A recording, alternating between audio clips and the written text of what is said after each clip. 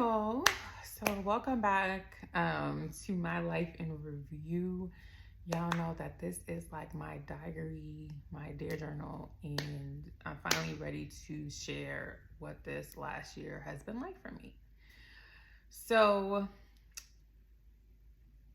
let me tell you. So what we drinking today? So we are drinking Lamar, the Prosecco Rosé. This is like the pink one. I know everyone goes crazy for what's the other color one? We're basic tonight. We basic tonight. So in October of last year, I bought a house, and I have to tell you, it was the most frustrating and rewarding processes of my life. And I felt like it didn't even go that bad, but compared to what it could have been, like, it wasn't that bad. But my first time, it was a lot. So I want to talk about this process, what this process was like for me as a single Black woman. Like, what happened? And when I started, like, oh, this is what happened, I'm like, this needs to be like a longer. I need to express this. I can't just have it be a 15-minute video of the overview and what we're done. No, you got to talk about everything from my agent, how I prepared, what I wish I knew, how Chase played me. We're gonna talk about that because let me tell you how loyalty, no such thing to them. It's like, oh, it's a privilege, I guess, that my money is kept with them. So, but we will get into it, but later on. But today, this video is just about why now, right? So, if I bought my house in October of last year, that's when things start to take a turn with interest rates for the absolute worst, right? Like even now, the interest rates we're seeing, we haven't seen in years. And I was like, oh, I'm gonna buy now. This is the time I'm gonna buy. Don't y'all love Duke in the background? Dude, he's just gonna stay there. This is real life. This is my diary. So it's not gonna be pretty. It's just gonna be what it is. And Duke does this. This is what Duke does. Duke is going to follow me around. He's going to keep me company. So he's going to keep me company during this video too. And he might run across here too. So just be prepared. Be mindful. So the big question, why did you do this? Why didn't you just wait, Disha? My response, inventory, right? So I don't know if people that were trying to buy a house during COVID when it was the market was absolutely bananas, things were flying off the shelf. You would see a house one day, in 2 days it was sold. And people were coming in all cash, right? So you trying to do your little 15-year fixed mortgage, your 30-year conventional loan, forget FHA. They was like, oh no, we want the person that's gonna give cash. People were giving over asking. So if your house was worth $400,000 and you really, really want that house, people were overbidding, like, oh, I'll give you $450, going into their 401ks to make up the difference. They really wanted to get into homes. Literally, that was probably the time to be a real estate agent, just those months, and you probably be set for 2 years. That's how many homes kind of flew off the shelf. So me understanding what my situation is, and I think that's important. Like, what's your situation, right? We can want things. Am I in a situation to receive it? Am I in a situation to own a home, deal with the things that may go wrong, still be saving, still be doing things? So these are the things that I considered going into home ownership. So when things started to slow down, the interest rates shot up, I was like, this is the time. And I want to credit kind of me assessing the market to the Earn Your Leisure podcast, obsessed with them. And they have someone called MG, the mortgage guy. And his thing was like, when people are scared, that's when you move. When people are scared. So when it comes to stocks, people are scared, that's when you move. When it comes to buying home, people are scared, that's when you move, because that's when you're going to get what you're looking for. So I took that advice to heart and started my search. So I was like, it's inventory. The house I want will be on the market, right? Not too many people are going to be going for the same home because people are scared to buy. They're waiting for the rates to come back down. And I could always refinance, right? So you are not stuck with the same loan that you start with. But getting into the house you want, that's harder. So my thing was, even if I'm paying more for the house, if I get what I want, and I refinance later, it's a win for me. So that was a mindset I did going into it. And that is why I said, this is the time. And easily one of the best pieces of advice and gems that I've ever received, because I got exactly what I wanted. One of the things too is when the interest rates are 2.5%, anyone could truly buy it. You know, not everyone, but you have more competition now. When the interest rates started going up, knocks out the competition. People are like, people are phased out because of affordability. And that's when you can pick, choose, and refuse.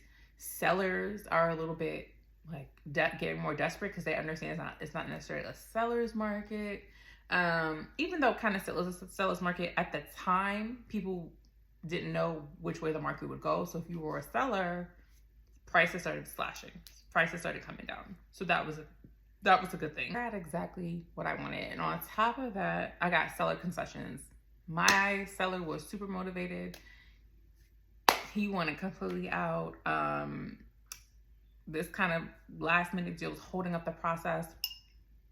He wanted out, and he was like, listen, what can we do? You know, you're interested, what can we do? I want to credit my real estate agent, because had she not been with me, I don't think that I would have got what I wanted, because I couldn't see it. Sometimes we want to walk into a house and it be so pretty and it's done already and you don't have to do anything. Well, that was me, because I'm like, I work really hard. I'm not trying to work hard all the time. Like I don't want to do this, right? So when she was like, oh, this is what you want, I'm like, when I walked in, I was like, what?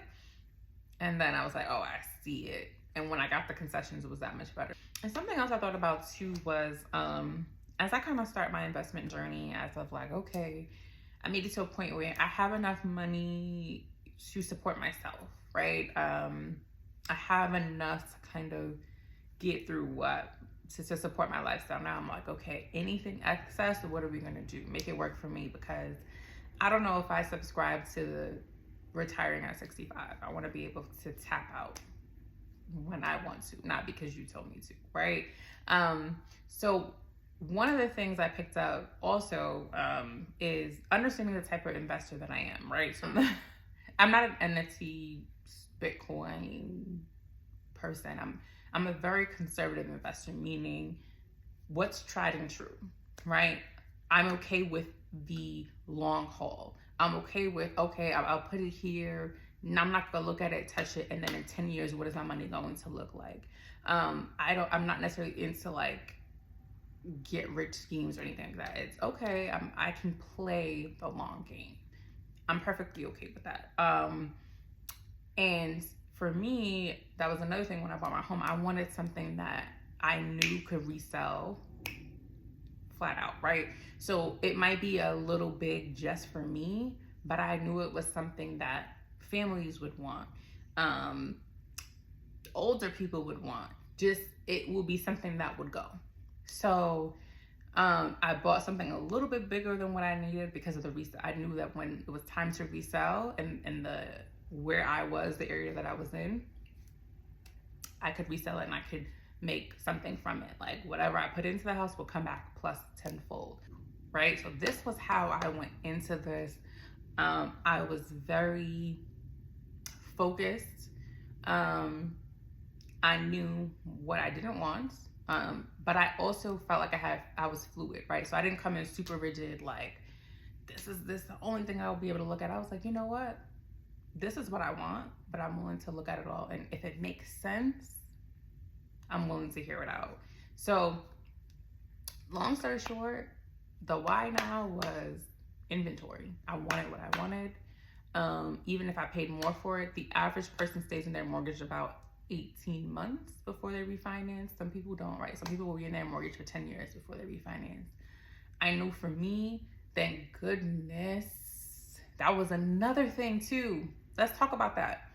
So people were saying, I'm going to wait until the interest rates come down. You do not know what the market is going to do. Because when I bought in and locked in my rate, the rate got crazy. It got to like 7%. And I was like, oh, I would have never. You know what I mean? So You have to do what's right for you. You cannot predict the market.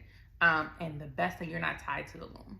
You're not tied to the loan. So that was another why now. I was like, I know based on how things are looking, it's going to go up. So I did a little analysis and I said, this is the time for me. So my question for y'all is, when did y'all know it was the time to buy?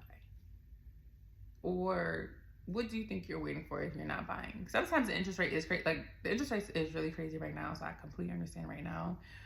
People are doing different things. So people are doing ARMs, which is not the greatest loan.